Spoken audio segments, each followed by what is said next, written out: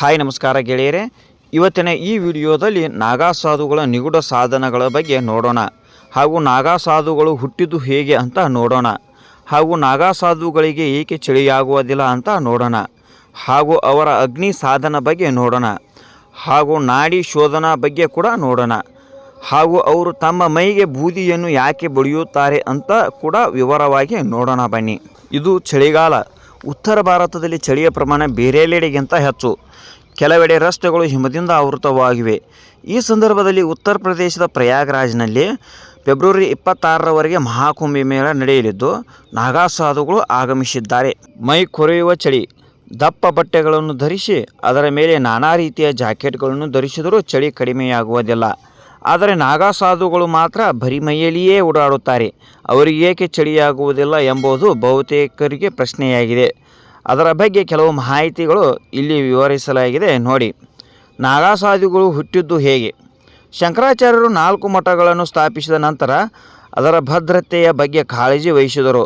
ಅವರು ನಿರ್ಭೀತಿ ಮತ್ತು ಲೌಕಿಕ ವ್ಯವಹಾರಗಳಿಂದ ಬೇರ್ಪಟ್ಟ ಗುಂಪನ್ನು ರಚಿಸಿದರು. ಈ ಗುಂಪು ಕ್ರಮೇಣವಾಗಿ ನಾಗಾ ಸಾಧುಗಳ ರೂಪವನ್ನು ಪಡೆಯಿತು. ನಾಗಾ ಸಾಧುಗಳು ಆಗುವುದು ಸ್ವಂತ ಒಂದು ಸವಾಲಿನ ಆಧ್ಯಾತ್ಮಿಕ ಪ್ರಯಾಣವಾಗಿದೆ. ಇತರೆ ಸಾಧುಗಳಿಗಿಂತ ಭಿನ್ನವಾಗಿ ನಾಗಾ ಸಾಧುಗಳು ಹಠಯೋಗವನ್ನು ಅಭ್ಯಾಸ ಮಾಡುತ್ತಾರೆ. ಮಹಾಕುಂಭ ಮೇಳದಲ್ಲಿ ಒಬ್ಬ ನಾಗಾ ಸಾಧು ಅನೇಕ ವರ್ಷಗಳಿಂದ 1.25 ಲಕ್ಷ ರುದ್ರಾಕ್ಷಗಳನ್ನು ಧರಿಸಿದ್ದರೆ ಮತ್ತೊಬ್ಬರು ತನ್ನ ಸಾಧನೆಯ ಭಾಗವಾಗಿ ವರ್ಷಗಟ್ಟಲೆ ಒಂದು ಕೈ ಎತ್ತಿ ನಿಂತಿದ್ದಾರೆ. ಇದು ಅವರ ಸಮರ್ಪಣೆಗೆ ಉದಾಹರಣೆಯಾಗಿದೆ. ನಾಗಾ ಸಾಧುಗಳಿಗೆ ಏಕೆ ಚಳಿಯಾಗುವುದಿಲ್ಲ? ನಾಗಾ ಸಾಧುಗಳು ಬಟ್ಟೆ ಇಲ್ಲದೆ ಶೂನ್ಯ ತಾಪಮಾನದಲ್ಲೂ ಆರಾಮವಾಗಿ ಜೀವಿಸುತ್ತಾರೆ. ಮಾನವರು ಸರಿಯಾದ ಬಟ್ಟೆ ಇಲ್ಲದೆ -20 ಡಿಗ್ರಿ ಸೆಲ್ಸಿಯಸ್ನಲ್ಲಿ ಸುಮಾರು 2.5 ಗಂಟೆಗಳ ಕಾಲ ಮಾತ್ರ ಬದುಕಬಲ್ಲರು ಮತ್ತು 2 ಪದರುಗಳ ಬಟ್ಟೆಯೊಂದಿಗೆ ಅವರು 15 ಗಂಟೆಗಳ ಕಾಲ ಬದುಕಬಲ್ಲರು. ಅಗ್ನಿ ಸಾಧನ. ನಾಗಾ ಸಾಧುಗಳು ತಮ್ಮ ದೇಹದೊಳಗೆ ಬೆಂಕಿಯ ಅಂಶವನ್ನು ಸಂಗ್ರಹಿಸುವುದನ್ನು ಒಳಗೊಂಡಿರುವ ಒಂದು ರೀತಿಯ ಧ್ಯಾನವನ್ನು ಅಭ್ಯಾಸ ಮಾಡುತ್ತಾರೆ. ಈ ಆಂತರಿಕ ಶಾಖವು ಕಠಿಣ ಪರಿಸ್ಥಿತಿಗಳಲ್ಲಿ ಅವರು ದೇಹವನ್ನು ಬೆಚ್ಚಗಾಗಲು ಸಹಾಯ ಮಾಡುತ್ತದೆ. ಇವಾಗ ನಾಡಿ ಶೋಧನಾ ಬಗ್ಗೆ ನೋಡೋಣ ಬನ್ನಿ.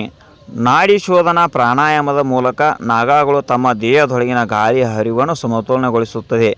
ದೇಹದ ಉಷ್ಣತೆಯು ನಿಯಂತ್ರಿಸಲ್ಪಡುತ್ತದೆ ಮತ್ತು ಬೆಚ್ಚಗಿರುತ್ತದೆ ಎಂದು ಖಚಿತಪಡಿಸುತ್ತದೆ. ಮೂರನೆಯ ವಿಷಯವೇನೆಂದರೆ ನಾಗಾ ಸಾಧುಗಳು ಮಂತ್ರಗಳನ್ನು ಪಠಿಸುವ ಮೂಲಕ ತಮ್ಮ ದೇಹದಲ್ಲಿ ಶಕ್ತಿಯನ್ನು ಉತ್ಪಾದಿಸುತ್ತಾರೆ. ಇದು ದೇಹದಲ್ಲಿ ಶಾಖವನ್ನು ಉಂಟು ಮಾಡುತ್ತದೆ, ಶೀತ ತಾಪಮಾನವನ್ನು ತಡೆದುಕೊಳ್ಳಲು ಅನುವು ಮಾಡಿಕೊಡುತ್ತದೆ.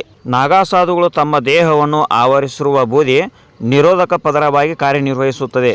ಬೂದಿಯು ಕ್ಯಾಲ್ಸಿಯಂ, ಫಾಸ್ಫರಸ್ ಮತ್ತು ಪೊಟ್ಯಾಷಿಯಂನಂತಹ ಖನಿಜಗಳನ್ನು ಹೊಂದಿರುತ್ತದೆ. ಇದು ದೇಹದ ಉಷ್ಣತೆಯನ್ನು ನಿಯಂತ್ರಿಸುತ್ತದೆ ಮತ್ತು ನಿಯಂತ್ರಿಸಲು ಸಹಾಯ ಮಾಡುತ್ತದೆ. ಅವರನ್ನು ಶೀತದಿಂದ ರಕ್ಷಿಸುತ್ತದೆ. ಭಸ್ಮವೇ ಪರಮ ಸತ್ಯ ಮತ್ತು ದೇಹವು ಮುಂದೊಂದು ದಿನ ಬೂದಿಯಾಗುತ್ತದೆ ಎಂದು ಹೇಳಲಾಗುತ್ತದೆ. ಭಸ್ಮವು ನಕಾರಾತ್ಮಕ ಶಕ್ತಿಯಿಂದ ರಕ್ಷಿಸುತ್ತದೆ ಎಂದು ನಾಗಾ ಸಂತರು ನಂಬುತ್ತಾರೆ. ಅದು ಅಲ್ಲದೆ ಬೂದಿಯನ್ನು ದೇಹಕ್ಕೆ ಹಚ್ಚುವುದರಿಂದ ನೆಗಡಿ ಬರುವುದಿಲ್ಲ ಎಂದು ವಿಜ್ಞಾನ ಹೇಳುತ್ತದೆ. ಇದು ಒಂದು ರೀತಿಯಲ್ಲಿ ಇನ್ಸುಲೇಟರ್ ಆಗಿ ಕಾರ್ಯನಿರ್ವಹಿಸುತ್ತದೆ. ಕಠಿಣ ಅಭ್ಯಾಸ ಮಾಡಿದರೆ ಏನನ್ನಾದರೂ ಸಾಧಿಸಬಹುದು ಎಂದು ಹೇಳಲಾಗುತ್ತದೆ. ಸಾಧನಾ ಮೂಲಕ ನಾವು ಮನಸ್ಸಿನ ಮೇಲೆ ಹಿಡಿತ ಸಾಧಿಸಬಹುದು. ನಾಗಾ ಸಾಧುಗಳು ಈ ತಪಸ್ಸು ಮತ್ತು ಧ್ಯಾನವನ್ನು ನಿಯಮಿತವಾಗಿ ಅಭ್ಯಾಸ ಮಾಡುತ್ತಾರೆ.